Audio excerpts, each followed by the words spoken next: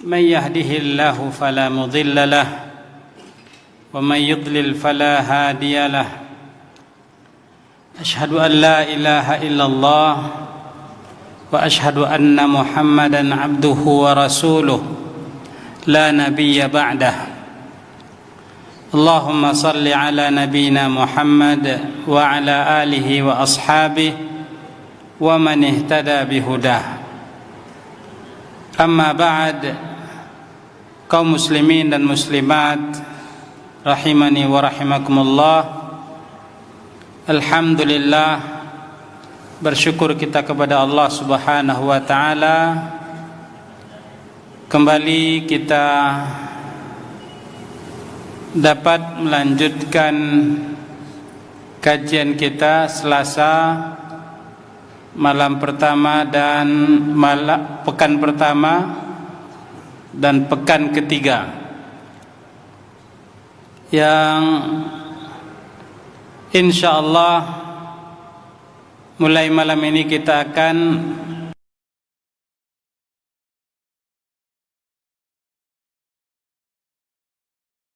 ke pembahasan berikutnya, masih seputar nur dan zulumat, cahaya dan kegelapan. Bahwasanya di antara yang dianjurkan Nabi sallallahu alaihi wasallam kepada kita yaitu berdoa, memohon kepada Allah cahaya, agar dengan cahaya ini kita bisa melihat kebenaran, agar dengan cahaya ini insyaallah mudah-mudahan kita dapat meniti sirat selamat sampai Allah Subhanahu wa taala masukkan kita ke dalam surga. Makanya di antara doa-doa yang diajarkan oleh Rasulullah sallallahu alaihi wasallam itu doa meminta cahaya. Allahumma ja'al fi qalbi nura wa fi lisani nura wa fi sam'i nura wa fi basari nura wa an yamini nura wa an shimali nura, dan begitu seterusnya. Ya Allah, berikanlah cahaya kepada hatiku, cahaya kepada lisanku, cahaya kepada pendengaranku, penglihatanku, cahaya dari kanan dan kiriku, dari depan dan belakangku, dari atas dan bawah. Minta pada Allah Subhanahu wa taala cahaya. Ini menunjukkan betapa pentingnya cahaya ini di dalam kehidupan kita. Sebaliknya, kita berlindung kepada Allah Subhanahu wa taala dari kegelapan, dan itu yang diperintahkan oleh Nabi sallallahu alaihi wasallam. Itu yang diperingatkan oleh Nabi sallallahu alaihi wasallam. Nabi sallallahu alaihi wasallam mengatakan, ittaqudz zulma fa inna dzulma dzulumatun yaumal qiyamah. Jauhilah oleh kalian perbuatan kezaliman, karena sesungguhnya kezaliman itu akan mendatangkan kegelapan. Ini kalimat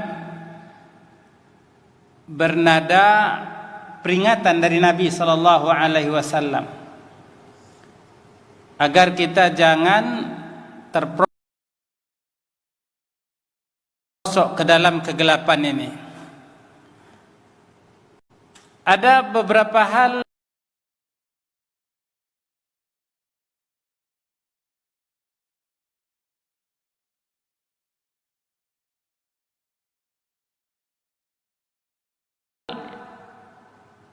yang akan dapat mendatangkan cahaya di dalam kehidupan dan di hari akhir. Sebaliknya, ada beberapa hal juga yang akan dapat mendatangkan kegelapan baik di dunia ataupun di hari akhir. Beberapa di antaranya yang sudah kita baca dalam kajian Selasa pekan pertama dan pekan ketiga, yaitu tauhid. Ini akan mendatangkan cahaya dalam kehidupan kita ketika kita mentauhidkan Allah. Arti mentauhidkan Allah yaitu mengesahkan Allah, beribadah hanya kepada Allah Subhanahu wa taala. Insyaallah akan mendatangkan cahaya dalam hidup kita. Di antaranya juga itu keikhlasan. Ini juga akan mendatangkan cahaya. Tentunya yaitu Islam. Itu akan mendatangkan cahaya. Sebaliknya syirik itu akan mendatangkan kegelapan, mempersekutukan Allah Azza wa Jalla. Ini akan mendatangkan kegelapan baik di dunia ataupun di hari akhir. Semakin dalam seseorang terperosok di dalam kesyirikan, maka akan semakin berat untuk menerima kebenaran. Maka seorang muslim harus selalu mawas diri, berjaga-jaga jangan sampai terperosok di dalam kesyirikan. Dan kita peringatkan keluarga kita agar jangan sampai terperosok di dalam kesyirikan. Apalagi syirik ini adalah merupakan dosa yang paling dibenci oleh Allah Subhanahu wa taala. Allah Subhanahu wa taala mengatakan, "Innasyirka la dzulmun 'adzim." Sungguhnya syirik itu adalah merupakan kezaliman yang sangat besar. Syirik, bahwasanya syirik akan mendatangkan kegelapan. Apa contoh-contoh syirik kemarin, Pak? Banyak. Dan banyak di antara contoh-contoh kesyirikan itu yang terjadi di tengah-tengah masyarakat kita. Tandanya bahwasanya berdakwah, mengajak umat, mengingatkan masyarakat tentang pentingnya tauhid dan bahayanya syirik, ini penting untuk selalu kita sampaikan. Banyak masyarakat kita, banyak kaum muslimin yang baik sadar ataupun tidak sadar yang melakukan perbuatan-perbuatan syirik. Datang ke dukun, apalah namanya, apapun namanya, entah dukun, entah paranormal, entah orang pintar, atau lain sebagainya. Intinya itu adalah merupakan perbuatan syirik. Nabi SAW mengatakan, "Man atakahinan fasaddaqahu bima yaqul faqad kafara bima unzila ala Muhammad." Barang siapa yang datang kepada dukun, percaya dengan apa yang dikatakan oleh dukun, berarti dia telah kufur kepada Nabi Muhammad SAW. Telah kufur kepada apa yang didatangkan kepada Nabi Muhammad SAW. Dan betapa banyak saudara-saudara kita kaum muslimin yang melakukan kesyirikan ini. Menggantung jimat atau penangkal, ini syirik. Menyembelih untuk selain Allah Subhanahu wa taala. Karena ada musibah atau bencana yang menimpa sehingga dipesankan oleh dukun misalnya agar disembelihkan kerbau, sapi. Kenapa? Karena penguasa atau penghuni kampung ini marah dari makhluk lain, maka harus dibuatkan apa namanya, Pak? tumbal, sehingga dia menyembelih. Bismillah. Dia baca Bismillah, Ustaz. Gimana, Pak? Sekalipun dia menyembelih dengan menyebut nama Allah, membaca Bismillah, kan tapi kalau seandainya tujuannya adalah untuk selain Allah Subhanahu wa ta'ala, maka tetap syirik. Tapi terjadi dan yang lain-lain. Ini syirik, kegelapan. Di antaranya kufur, kekufuran. Di antara yang mendatangkan kegelapan juga yaitu riya di dalam beramal.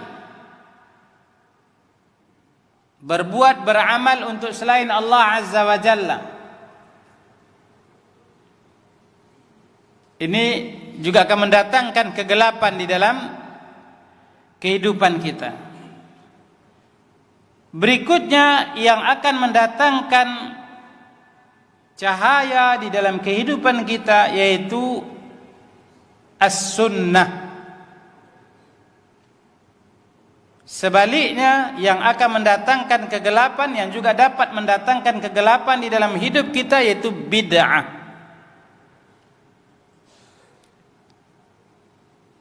Termasuk yang dapat mendatangkan cahaya di dalam kehidupan kita yaitu as-sunnah. Sebaliknya yang juga dapat mendatangkan kegelapan di dalam kehidupan kita bahkan di hari akhir itu bid'ah. Ini yang insyaallah akan kita bahas pada pertemuan atau mulai malam ini, yaitu nurus sunnati wa dhulumatul bid'ah. Nurus sunnah wa dhulumatul bid'ah.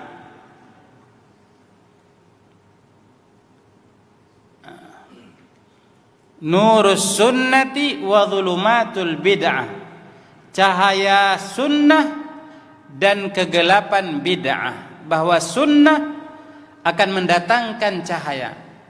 Apabila kita berpegang teguh dengan sunnah Nabi sallallahu alaihi wasallam, kita amalkan sunnah-sunnah Nabi sallallahu alaihi wasallam, kita pelajari, kita cintai, kita amalkan, insyaallah akan mendatangkan cahaya dalam kehidupan kita. Sebaliknya, kegelapan bid'ah, bahwasanya bid'ah akan mendatangkan kegelapan di dalam hidup. Kaum muslimin dan muslimat rahimani wa rahimakumullah, selanjutnya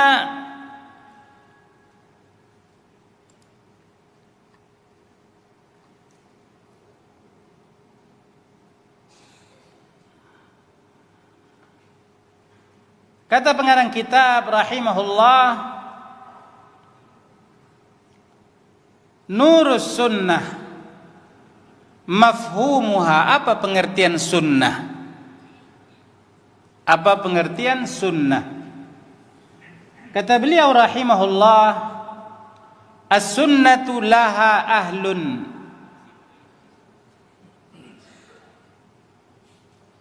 walahum aqidah wajtima'un 'alal haqq. Faminal munasib an adhkura at-ta'rif li hadhihi al-kalimat ats-thalath. Aqidatu ahli sunnati wal jamaah. Sunnah itu ada pengikutnya. Kemudian ada juga dasar-dasar akidahnya, lahum aqidah wajtima'un 'alal haqq, yang mereka bersepakat dengan akidah kebenaran tersebut.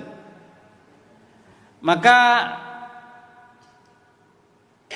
pada kesempatan atau di awal pembahasan ini saya akan menyebutkan, kata beliau, definisi atau pengertian dari beberapa kata berikut: akidah, kemudian sunnah, kemudian al-jamaah. Yang pertama yaitu mafhum al-aqidah, pengertian aqidah. Apa yang dimaksud dengan aqidah? Dalam pengertian bahasa, kata beliau, kalimah aqidah ma'khudah minal aqd wal rabat wasyaddi biquwwah. Aqidah dalam pengertian bahasa itu bermakna mengikat. Mengikat dengan kuat. Itu makna dari aqidah, berasal dari kata-kata aqada. Maka misalnya aqadal habla, aqada mengikat, al-habl yaitu tali, mengikat tali, membuhulnya, mengikatnya sehingga dijadikan buhul dengan kokoh kuat. Ini makna dari aqidah. Adapun dalam pengertian agama, aqidah artinya al-imanul jazim wal hukmul qati' alladhi la yatatarraqu ilaihi syakkun, yaitu keimanan yang kuat, kokoh, yang tidak ada keraguan padanya sedikit pun. Itu aqidah. Keimanan yang kuat, kokoh, tanpa ada keraguan sedikit pun. Sehingga seolah-olah dengan aqidah, dengan keimanan inilah kita mengikat hati kita, kita ikat agar dia berkeyakinan dengan aqidah tersebut dan tidak akan mungkin untuk digoyahkan. Itu aqidah.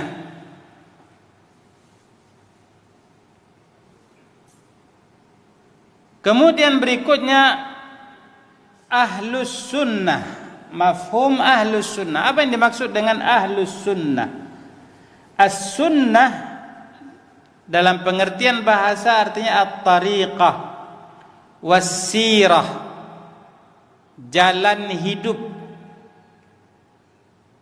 Itu sunnah, jalan hidup. Dan yang namanya jalan hidup itu secara umum ada kala baik, ada kalanya baik, ada kalanya buruk. Itu dalam pengertian bahasa sunnah. Itu at-tariqah atau as-sirah, jalan hidup. Dalam pengertian agama yang dimaksud dengan sunnah yaitu al-hadyul ladzi kana alaihi Rasulullah sallallahu alaihi wasallam wa ashabuhu ilman wa i'tiqadan wa qaulan wa amalan. Itu petunjuk yang diyakini atau petunjuk yang menjadi keyakinan Nabi sallallahu alaihi wasallam dan sahabat-sahabatnya, baik di dalam ilmu atau keyakinan, baik yang berkaitan dengan perkataan ataupun perbuatan. Itu sunnah. Al-hadyul ladzi kana alaihi Rasulullah sallallahu alaihi wasallam wa ashabuh, petunjuk yang diambil dari Nabi sallallahu alaihi wasallam dan sahabat-sahabatnya.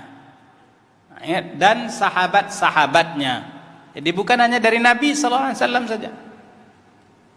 Dari sahabat-sahabat juga sunnah. Apabila para sahabat bersepakat, tidak ada yang menyelisihi mereka, tidak ada perselisihan di antara mereka tentang masalah itu misalnya, maka itu sunnah, termasuk sunnah.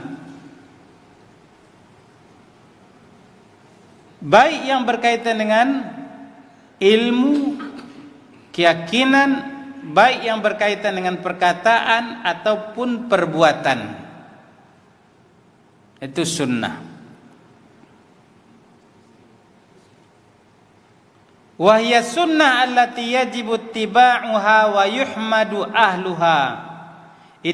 Itulah sunnah yang wajib untuk diikuti dan yang mengamalkannya dipuji oleh Allah Subhanahu wa taala. Wa yudhammu man khalafaha, dan yang menyelisihinya itu dicela oleh Allah Subhanahu wa taala. Itu petunjuk yang berasal dari Nabi sallallahu alaihi wasallam dan para sahabat. Entah dalam ilmu, akidah, berkaitan dengan akidah, atau berkaitan dengan masalah perkataan ataupun perbuatan. Berkaitan dengan perkataan macam misalnya bagaimana? Yaitu Nabi SAW mengatakan, itu namanya sunnah. Amalan Nabi SAW mengamalkan.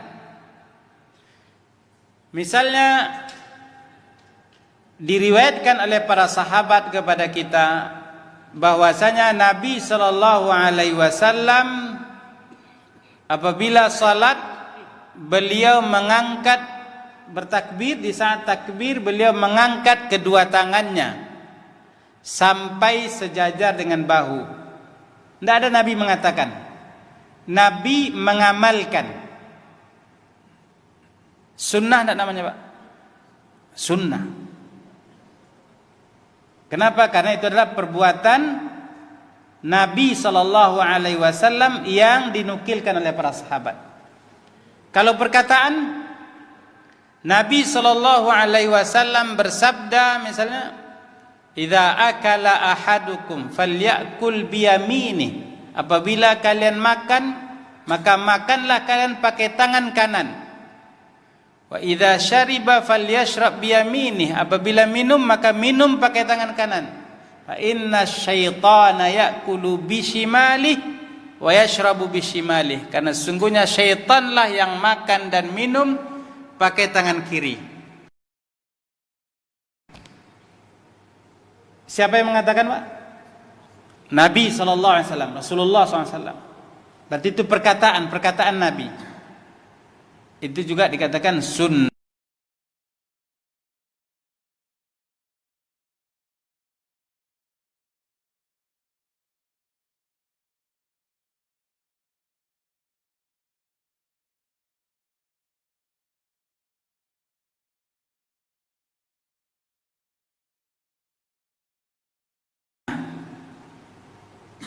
Atau dikatakan hadis. Jadi hadis itu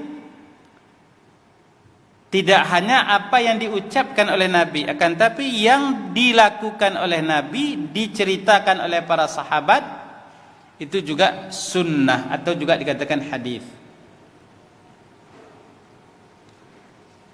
Nah, sunnah yang seperti ini yang merupakan petunjuk Rasulullah,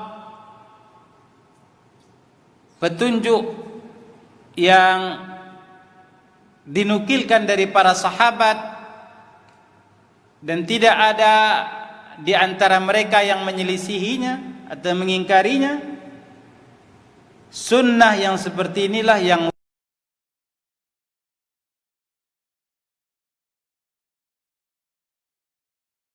wajib untuk kita ikuti. Karena Nabi SAW mengatakan, "Alaikum bisunnati wa sunnatil khulafa'ir rasyidin al-mahdiyyin." Hendaklah kalian berpegang teguh dengan sunnahku dan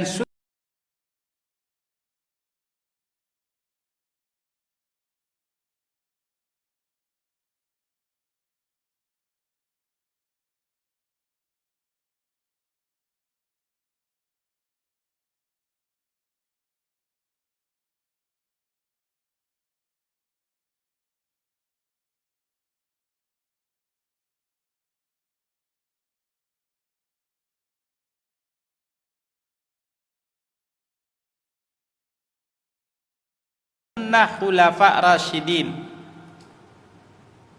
Itu para sahabat, terutama Abu Bakar, Umar, Uthman, Ali radhiyallahu anhum, berpegang teguhlah dengan sunnah ini.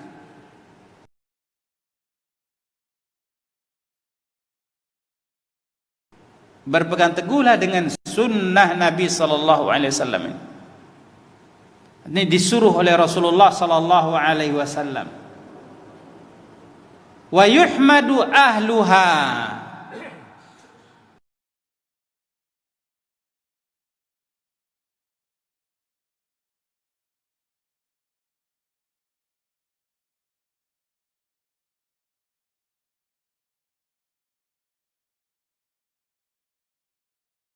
Dan yang mengamalkannya akan dipuji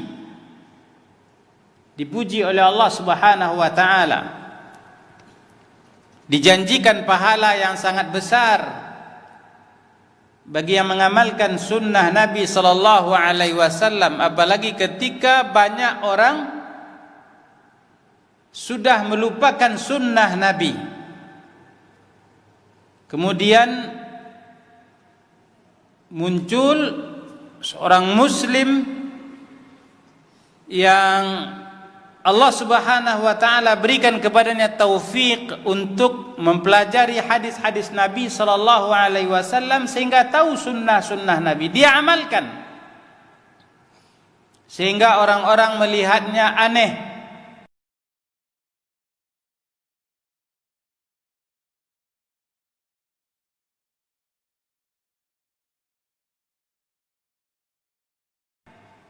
Ini dipuji oleh Nabi sallallahu alaihi wasallam. Kata Nabi sallallahu alaihi wasallam, "Fatuba lil ghuraba." Berbahagialah orang-orang yang dianggap aneh, asing. Dianggap aneh kenapa? Karena dia berpegang teguh dengan sunnah Rasulullah sallallahu alaihi wasallam. Syaratnya dianggap aneh karena istiqamah di dalam mengamalkan ajaran Rasulullah sallallahu alaihi wasallam. Walihada qila fulanun min ahli sunnah. Makanya kadang-kadang dikatakan si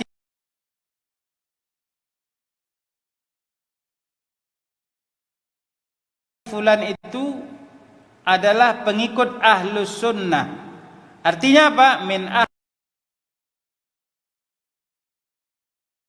tariqah as-sahihah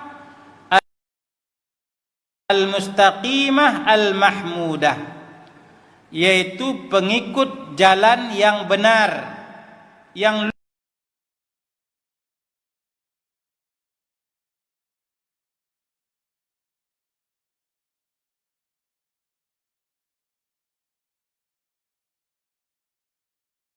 lurus, yang terpuji insyaallah.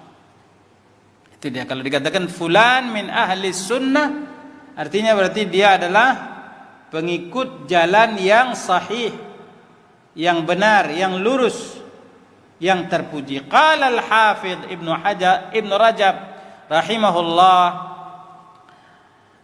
Al-Hafidh Ibnu Rajab rahimahullah berkata, wa sunnatu hiya tariqatul maslukah fayashmalu dhalika at-tamassuk bima kana alaihi sallallahu alaihi wasallam huwa wa khulafa'uhu ar-rasyidun min al-i'tiqadat wal a'mal wal aqwal, wa hadhihi hiya sunnatul kamilah.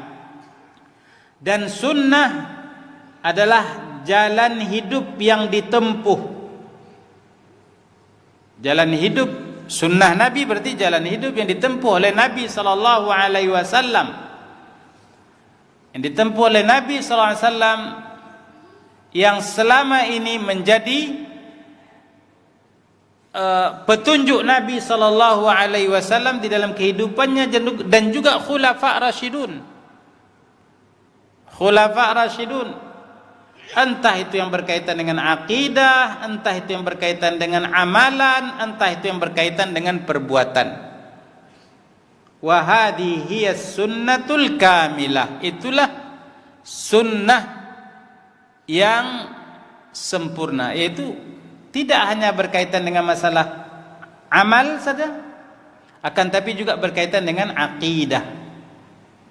Jadi akidah harus sesuai dengan petunjuk Rasulullah. Amalan, entah itu salat, puasa, haji, sesuai dengan petunjuk Rasulullah sallallahu alaihi wasallam, dan juga al-aqwal.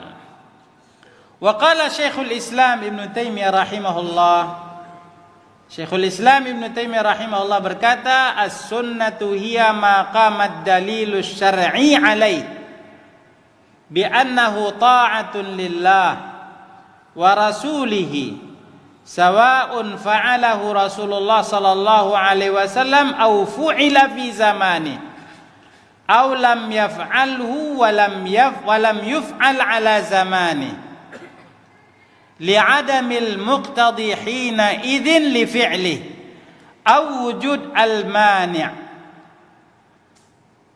Syekhul Islam Ibn Taimiyah rahimahullah mendefinisikan sunnah, kata beliau, sunnah itu adalah segala sesuatu yang ada dalil syar'inya. Artinya ada dalil dari Al-Quran, dari hadis, dari ijma' para ulama yang mengatakan bahwasanya itu adalah merupakan ibadah, ketaatan kepada Allah, ketaatan kepada Rasulullah sallallahu alaihi wasallam. Kalau ada dalil yang menyatakan itu, maka itulah yang dikatakan dengan sunnah. Entah dilakukan oleh Nabi atau dilakukan oleh yang lain tapi di zaman Nabi. Dilakukan oleh Nabi sallallahu alaihi wasallam. Contohnya banyak. Salat, kemudian kaifiat salat, bagaimana kita salat, yaitu mengangkat tangan sampai sejajar dengan bahu atau sejajar dengan telinga misalnya. Itu sunnah. Kenapa dikatakan sunnah? Karena qamat dalil asy-syar'i. Ada dalil yang menjelaskan tentang itu. Bahwasanya Nabi SAW apabila salat, beliau mengangkat kedua tangannya sampai sejajar dengan bahu atau sejajar dengan telinga. Ada dalil syar'i yang menyebutkan. Fa'alahu Rasulullah SAW. Atau bisa jadi bukan Nabi yang melakukan, sahabat yang melakukan, akan tapi dilakukan di zaman Nabi. Dan Nabi SAW melihat. Nabi SAW tidak menegur, tidak melarang. Itu juga dikatakan sunnah. Sahabat melakukan. Sahabat melakukan di zaman Nabi SAW. Contohnya misalnya apa? Apa itu? Sunat setelah wudu. Setelah wudu, Bilal. Suatu ketika Nabi SAW berkata kepada Bilal, wahai Bilal, coba ceritakan kepadaku tentang suatu amalan yang menjadi andalanmu di dalam kehidupan ini. Karena aku mendengarkan langkah kakimu di sorga. Hebat kali Bilal. Belum masuk sorga lagi, belum ke sorga lagi, tapi sudah terdengar, sudah ada langkah kaki Bilal di sorga. Pasti ada sesuatu yang istimewa pada Bilal. Coba ceritakan kepadaku amalan yang sangat engkau andalkan. Kata Bilal, ya Rasulullah, saya setiap kali berwudu maka saya salat. Itu salat sunat wudu. Bilal amalkan. Sebagian mengatakan, ini sahabat melakukan bid'ah. Berarti boleh bid'ah itu. Sahabat, tidak ada Nabi mengajarkan sunat wudu, tapi dibuat oleh Bilal. Dibuat oleh Bilal. Nah, apakah itu dikatakan bid'ah? Enggak. Tapi kan tidak ada Nabi mengajarkan. Sekalipun Nabi SAW tidak ada mengajarkan itu kepada Bilal, akan tapi ketika Nabi SAW telah tahu itu dilakukan oleh Bilal, dan Nabi SAW mengiyakan, mendiamkan atau menyetujui, itu namanya sunnah. Tetap dikatakan sunnah. Makanya au fu'ila fi zamani sawa'un fa'alahu Rasulullah SAW, baik amalan itu dilakukan oleh Nabi langsung sallallahu alaihi wasallam atau dilakukan oleh yang lain di zaman Nabi sallallahu alaihi wasallam, itu juga tetap dikatakan sunnah. Jadi tidak bisa dijadikan ini sebagai dalil untuk mengatakan boleh melakukan bid'ah asalkan baik. Asalkan baik. Kenapa? Karena Bilal membuat sesuatu yang tidak ada dicontohkan oleh Nabi. Ternyata menjadi penyebab dia masuk surga. Atau sebagian sahabat, ada yang salat di belakang Nabi suatu ketika dan baca doa Rabbana walakal hamdu hamdan katsiran thayyiban mubarakan fi, dan seterusnya. Selesai salat ditanya oleh Nabi SAW, siapa tadi di antara kalian yang membaca begini-begini? Kata sahabat yang di belakang, saya tadi ya Rasulullah. Saya melihat malaikat berebut untuk mengangkat, membawanya ke atas langit. Ini dilakukan oleh sahabat tersebut dengan ijtihad dia, akan tapi disetujui oleh Nabi SAW. Maka itu tetap dikatakan sunnah. Itu juga dikatakan sunnah, bukan bid'ah. Bukan bid'ah. Itu dikatakan sunnah. Kenapa? Karena Nabi SAW menyetujuinya. Nabi SAW menyetujuinya. Ya kalau gitu tidak apa-apa kita melakukan yang baik-baik. Kita siapa yang bisa menjamin bahwasanya Nabi SAW akan menyetujuinya? Jangan-jangan Nabi SAW tidak menyetujui, sehingga termasuk di dalam apa yang dikatakan oleh Nabi, man amila amalan laisa alaihi amruna fahuwa radd. Barang siapa yang melakukan suatu amalan tidak ada petunjuknya dari kami, maka dia tertolak. Jangan-jangan dia termasuk di dalam kategori bid'ah yang dilarang oleh Nabi SAW. Jangankan kita, sahabat saja ada di antara mereka yang ketika mereka berbuat niatnya baik, akan tapi ditegur oleh Nabi SAW, diperingatkan oleh Nabi. Tidak seluruh apa yang diamalkan oleh sahabat dengan ijtihad mereka disetujui oleh Nabi SAW, diiyakan oleh Nabi sehingga menjadi sunnah. Tidak. Ada di antara amalan-amalan atau perbuatan-perbuatan yang diijtihadkan oleh para sahabat, kemudian ditolak oleh Rasulullah SAW atau ditegur oleh Nabi SAW. Suatu ketika Nabi SAW masuk masjid, kemudian melihat ada tali terbentang. Dinukilkan oleh Al-Imam An-Nawawi rahimahullah, hadis ini dalam Riyadhus Shalihin. Ditanyakan, tali apa ini? Ini tali Zainab ya Rasulullah. Beliau apabila letih salat, maka dia bersandar ke tali itu. Begitu gigihnya orang-orang saleh terdahulu dalam beramal, pastinya dengan niat yang baik. Karena yang dia lakukan adalah ibadah. Tapi ternyata Nabi SAW katakan, hulluh, lepaskan tali ini. Alaikum bima tutiqun. Hendaklah kalian beramal sesuai dengan kemampuan kalian. Fa inna Allah la yamal hatta tamallu. Allah tidak pernah bosan sampai kalian sendiri yang bosan nanti. Jadi diiyakan tidak oleh Nabi? Jangan-jangan amal ibadah kita kalau kita buat, jangan-jangan termasuk dalam kategori yang dilarang oleh Nabi. Ada sahabat yang sering kita dengar bertiga datang ke rumah Nabi SAW bertanya tentang bagaimana ibadah Nabi. Setelah mendengarkan pemaparan dari salah seorang istri Nabi SAW, maka mereka pun berkata, oh kalau begitu saya akan sholat terus panjang malam. Yang satu lagi, saya akan puasa terus. Yang satu lagi mengatakan, saya tidak akan menikah, biar fokus untuk beribadah kepada Allah, tidak diusik oleh anak istri. Baik tidak niatnya Pak? Hah?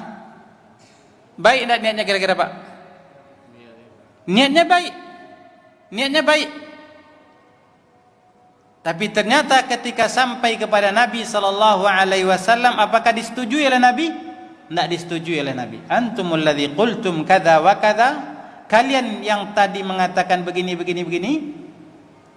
Amma ana fa asum wa uftir wa usalli wa anam wa atazawwajun nisa. Adapun saya puasa, saya berbuka, saya salat malam, saya tidur istirahat, saya juga menikah. Faman raghiba an sunnati falaysa minni. Barang siapa yang tidak senang dengan sunnahku, maka dia bukan bagian dariku. Ini tandanya bahwasanya tidak seluruh apa yang dilakukan dengan niat baik itu pasti akan diterima. Hanya saja ketika itu dilakukan di zaman Nabi sallallahu alaihi wasallam dan Nabi sallallahu alaihi wasallam menyetujui, itu berbeda hukumnya. Dia dikatakan sunnah sekalipun yang melakukan adalah sahabat, tapi Nabi SAW menyetujui. Itu namanya sunnah taqririyah. Sunnah taqririyah. Sawa'un fa'alahu Rasulullah SAW au fu'ila fi zamani au lam yaf'alhu wa lam yuf'al ala zamani, atau tidak dilakukan oleh Nabi atau tidak dilakukan di zaman Nabi, padahal ada kemungkinan untuk melakukannya, tapi tidak dilakukan oleh Nabi. Berarti itulah sunnah, itulah yang sunnah. Sesuatu yang tidak dilakukan oleh Nabi atau tidak pernah dikerjakan di zaman Nabi, padahal kalau Nabi ingin melakukan, Nabi bisa lakukan. Tapi Nabi SAW tidak kerjakan. Nabi SAW tidak lakukan. Para sahabat di zaman Nabi juga tidak melakukan. Maka ketika itu kita tahu bahwasanya meninggalkan itulah yang sunnah, sebagaimana Nabi SAW dulu meninggalkannya. Misalnya masuk masjid kita, di antara adab-adab berdoa, apa Pak adab dalam berdoa? Mengangkat tangan kan gitu. Karena dalam hadis dikatakan bahwasanya Allah Subhanahu wa taala malu, dan malu kalau seandainya ada hamba-hambanya yang mengangkat kedua tangannya berdoa kepadanya kemudian ditolak dengan tangan kosong. Artinya kalau seandainya kita berdoa dengan mengangkat tangan, maka insya Allah doa kita berpeluang untuk diijabah oleh Allah. Masuk masjidlah kita, masuk masjid Raudhul Jannah.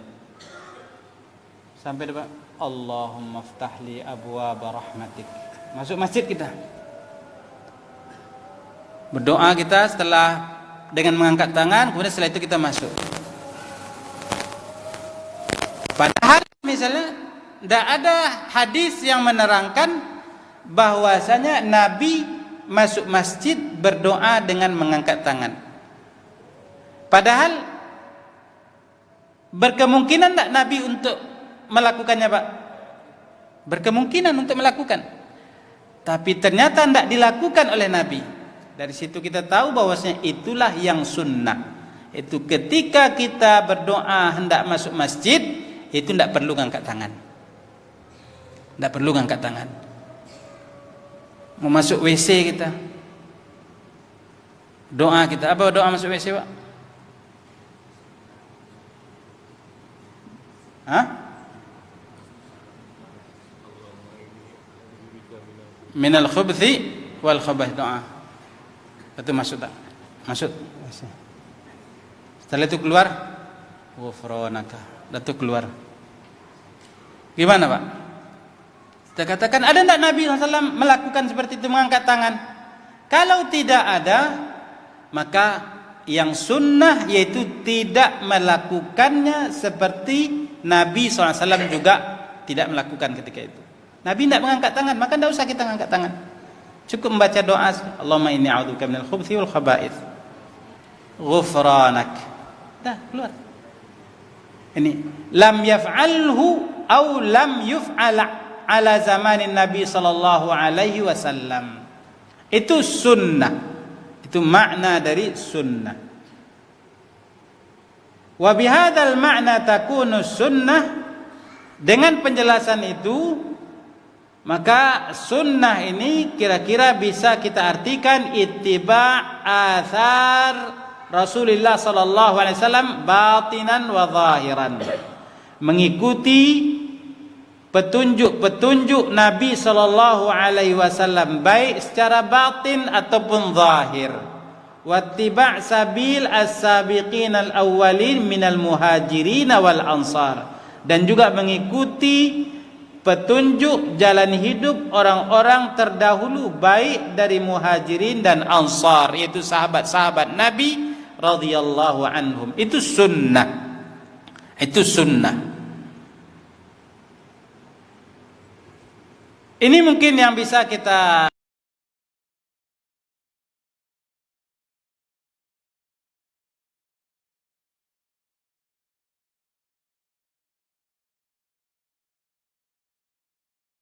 baca pada kesempatan kali ini.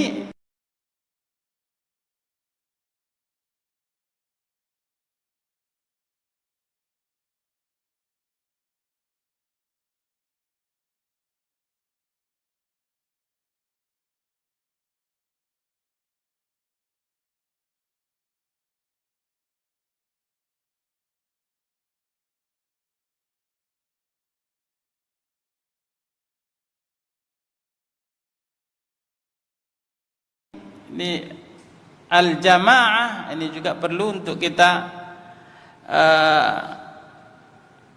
pahami dengan baik.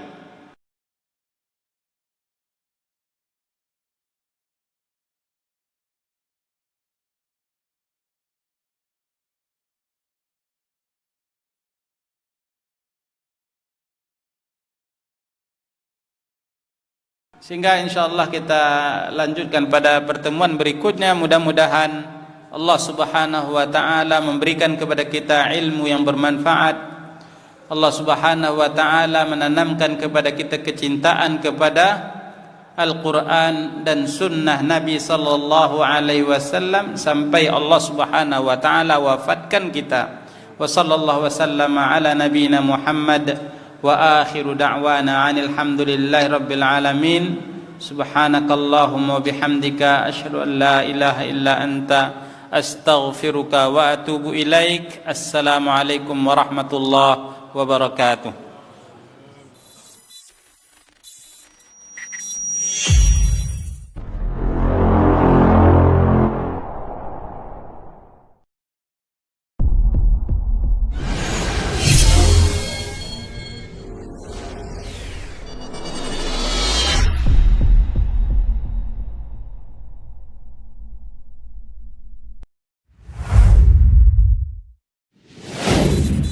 Assalamualaikum warahmatullahi wabarakatuh. Saudara-saudariku, para pemirsa Sil TV dimanapun Anda berada, rahimani wa rahimakumullah.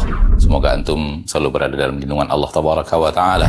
Dan semoga kesehatan, keberkahan, rahmat dan nikmat Allah Tabaraka wa Ta'ala selalu meliputi Anda semuanya. Ma'asyiral muslimin, ma'asyiral muslimat, dakwah merupakan sebuah tugas bersama dari umat Nabi kita tercinta Muhammad sallallahu alaihi wasallam. Allah Tabaraka wa Ta'ala menyuruh kita untuk meninggikan agama Allah Tabaraka wa Ta'ala dengan kemampuan yang kita miliki. Yang mampu dengan ilmunya, berdakwah dengan ilmunya. Yang mampu dengan tenaganya, berdakwah dengan tenaganya. Yang mampu menyumbangkan waktunya. Demikian juga yang mampu dengan hartanya, maka berdakwah dengan harta itu. Saudara-saudariku, para pemirsa Sil TV dimanapun Anda berada, pada kesempatan yang berbahagia ini, saya mengajak Anda pemirsa Asil TV dimanapun berada, para pencinta Asil TV dimanapun berada, untuk meringankan beban operasional yang dibutuhkan oleh Asil TV di dalam mengemban suara dakwah yang agung ini.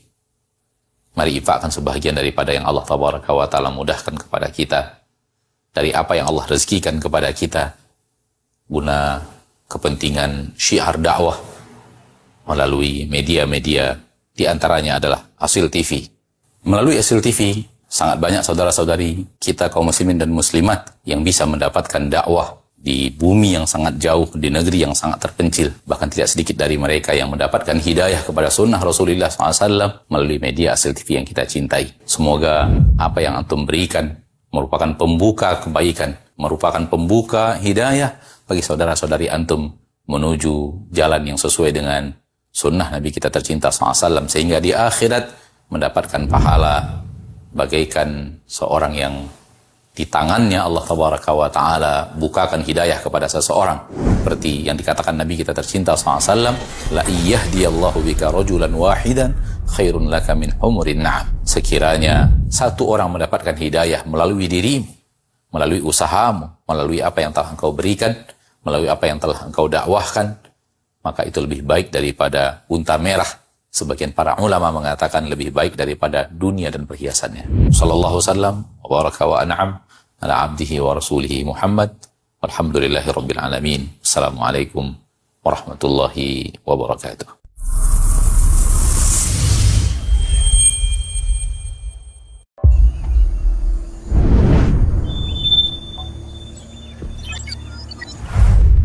Assalamualaikum warahmatullahi wabarakatuh. Alhamdulillah wassalatu wassalamu ala Rasulillah wa ala alihi wa ashabihi wa mawala. Muslimin dan muslimat yang dikasihi oleh Allah Subhanahu wa taala. Kalau kita lihat kehidupan manusia pada masa ini, ada yang pergi pagi balik petang, ada yang pergi hari ini balik esok, ada yang pergi hari ini kadang-kadang balik ke rumah next week atau next month, atau boleh jadi bertahun-tahun dia tak balik. Tujuannya apa? Untuk bekerja dan mencari uang, mencari duit. Ini tak salah, kerana memang kita diperintahkan dalam Islam untuk mencari duit. Namun manusia yang bijak, manusia yang ketika dia punya duit, tapi duit tu bukan hanya sekedar dia gunakan di dunia ini saja. Tapi manusia yang smart, yang bijak adalah ketika dia ada duit, duit itu ia juga sisihkan, ia simpan untuk kehidupannya di alam akhirat. Bila masa itu? Apabila seseorang mempunyai duit, maka duit itu disumbangkan di jalan Allah Subhanahu wa Ta'ala. Syaitan sentiasa menggoda kita, menjanjikan kita kefakiran. Asyaitanu ya'idukumul faqra. Syaitan menakut-nakuti kamu dengan kefakiran. Kalau kamu bersedekah, maka duit kamu akan kurang.